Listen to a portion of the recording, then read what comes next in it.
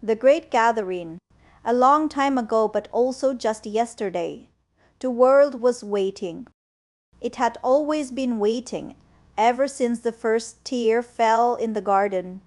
The stars blinked softly in the sky, the trees rustled secrets in the wind, and creation held its breath, waiting for the day when everything sad would come untrue, when the king would come back and make everything right again. But while they waited, something beautiful happened. God's people began to shine. Not with torches or lanterns or flashlights. No, they shone with something far brighter. They shone with love. Because love, real love, is the brightest light of all. There was a man named Stephen, just a regular man like your neighbor or your uncle. But when angry men threw stones, Stephen didn't run. He looked up, right through the clouds, and he saw Jesus standing at the right hand of God, smiling, waiting. Then there was Tabitha. She wasn't famous, but her hands were always busy, sewing, folding, giving, caring.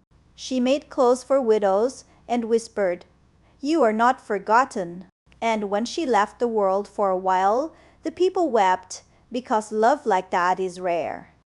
There was Paul, once a fierce enemy of God's people. But Jesus turned his heart around and Paul ended up in prison. Do you think he gave up? No.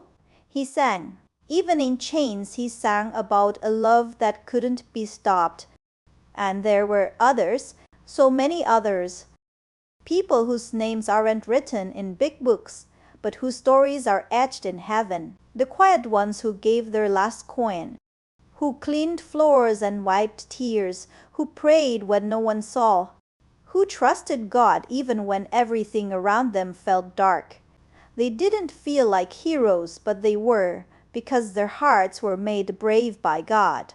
And the world began to call them something special. Saints. Not because they were perfect, only Jesus is perfect, but because they belong to Him. That's what All Saints' Day is about. It's a day to remember that we are part of a great, shining story, a big, beautiful, forever family, from every tribe and tongue, from long ago and just yesterday, a family that keeps marching forward, even when the road is hard, even when we feel small. But the story doesn't end there. One day soon a trumpet will sound.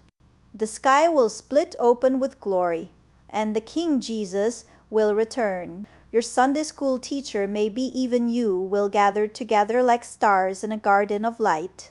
And all the saints, Stephen and Tabitha and Paul, your great-grandmother, will see each other, will hold hands, and will lift our voices in one great song. Worthy is the Lamb, because He gave everything so we could be His, forever and ever. Amen.